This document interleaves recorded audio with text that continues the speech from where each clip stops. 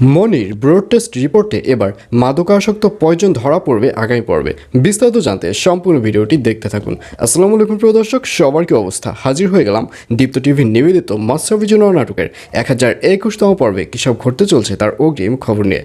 এই পর্বটিকেও মিস করবে না, কারণ এই পর্বে আপনারা দেখতে পারবেন অবশেষে রাহেলা ম্যাম মনির ব্লড টেস্টের রিপোর্টটি হাতে পাবে এবং রিপোর্টটি হাতে পেয়ে চিন্তিত হয়ে পড়বে যে রাহেলা ম্যাম যেমনটি চেয়েছে রিপোর্টটি সেরকম এসেছে কিনা।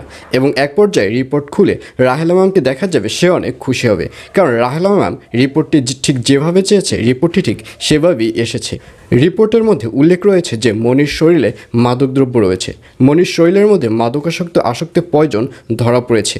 আর এগুলো দেখে রাহেলা ম্যামকে দেখা যাবে সে অনেক বেশি খুশি হবে।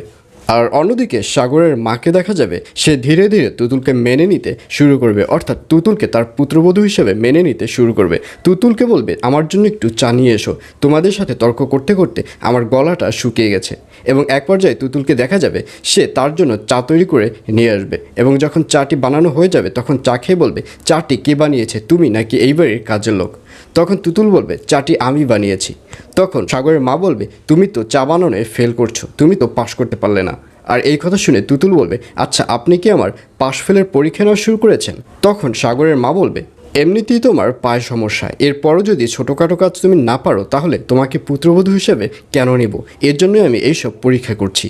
আর অন্যদিকে মনিকে দেখা যাবে সে একটা টেনশনের মধ্যে পড়ে যাবে, কারণ সে বাড়িতে এসেই দেখবে যে রুনা ম্যাম নিচে বসে খাবার খাচ্ছে।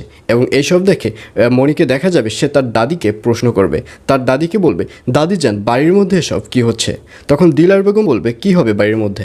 তখন মনি বলবে আপনি কি কিছুই দেখতে পাচ্ছেন না? খালাম্মাকে তো এভাবে আমি কখনোই দেখিনি যে সে মাটিতে বসে খানা খাচ্ছে এবং সে রুটি এবং ভাজি খাচ্ছে, সেটা আবার মাটিতে বসে। আসলে তার কি হয়েছে? আর এই কথা শুনে দিলার বেগম বলবে আসলে তার কি হয়েছে সেটা তো আমিও বুঝতে পারছি না, আমিও কদিন ধরে তার মধ্যে ভিন্ন ভিন্ন লক্ষণ দেখতে পাচ্ছি, কিন্তু এগুলো সে কেন করছে সেটা আমি কি করে বলবো? এইসব বলতে দেখা যাবে দিলার বেগমকে। আর এছাড়াও থাকবে আরও আশ্চর্য সকল ঘটনা। সুতরাং সবাইকে মাসাবিজুন নাটকের আগামী পর্ব দেখার আমন্ত্রণ রইল।